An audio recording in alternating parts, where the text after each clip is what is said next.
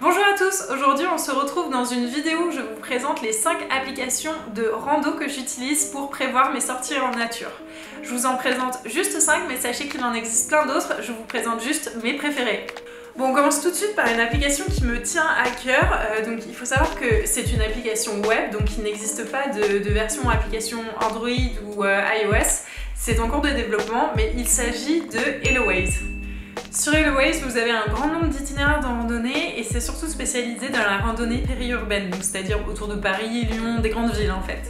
Il faut savoir que chaque randonnée est ajoutée par une personne de la communauté ou le fondateur les fondateurs, parce qu'ils sont plusieurs, ils sont deux, de HelloWays. D'ailleurs, il faut savoir que par rapport au Covid, donc à partir du 11 mai, normalement, on aura le droit de faire des sorties nature autour de 100 km autour de chez nous.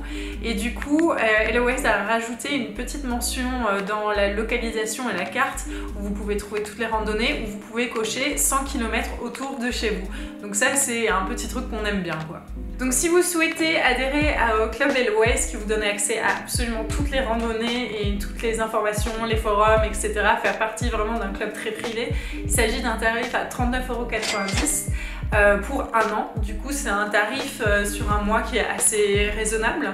Après vous avez d'autres tarifs, dont un à 9,90 € avec moins de rando téléchargeables, mais qui peut être intéressant également si vous ne pratiquez pas souvent la randonnée. Donc ensuite on passe à l'application ViewRanger qui est une application anglaise cette fois-ci.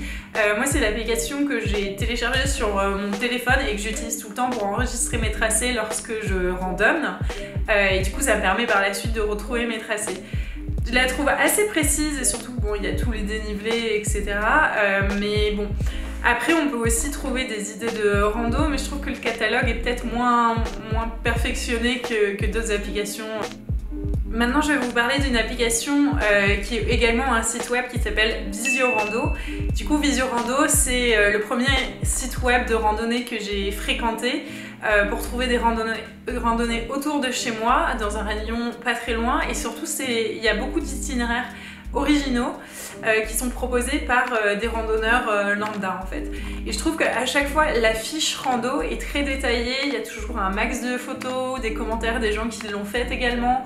Il y a énormément d'informations, toute la rando est très détaillée et du coup vous avez les dénivelés etc. Enfin, tout est vraiment au top. Moi c'est une application que j'aime beaucoup et qui pour le coup donne accès gratuitement à beaucoup plus de choses. Ensuite, je voulais vous parler de OpenRunner, qui est une application qui a été créée par des gens à Annecy et qui réunit plus de 4 millions d'itinéraires de randonnée. Donc moi, cette application, j'utilise plutôt après ma rando pour retracer ma randonnée et du coup pouvoir intégrer mes itinéraires à mon blog, par exemple.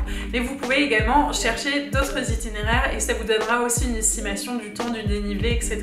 Ce qui est cool avec cette application, c'est que vous pouvez vraiment créer votre propre tracé hyper facilement. Que ce soit à pied, à vélo, à cheval, etc. Il y a différents modes de tracé qui sont vraiment très bien faits. Ensuite, je vais vous parler du site Altitude Rando. Donc ça, c'est un site que j'utilise souvent en complément de VisioRando par exemple, parce qu'on retrouve souvent les mêmes itinéraires, mais pas exactement tracés de la même manière. Donc ça peut apporter des idées de variantes et l'accès est totalement gratuit. Du coup là on est déjà arrivé aux 5 applications, ça va super vite et je voulais quand même vous en parler d'une autre parce qu'elle est française et qu'elle est très utilisée par vraiment les montagnards, les gens qui s'y connaissent très bien en rando, c'est Iphigénie. Donc sur Iphigénie vous pouvez avoir votre tracé en 3D, toutes les cartes IGN et là pour le coup c'est un abonnement aussi payant. Pour les cartes IGN il faut compter 14,99 € par an et l'application elle était à 5,99 €. Donc vous l'aurez compris, toutes les applications ont leurs petits avantages et leurs petits inconvénients. Je vous conseille de comparer un peu tout ce qui est premium, abonnement, etc. Sachant que le meilleur moyen de se faire une idée sur l'application, c'est de la tester en conditions réelles. Pour les avoir testées, moi les applications que j'utilise le plus, c'est ViewRanger, HelloWays, VisioRando.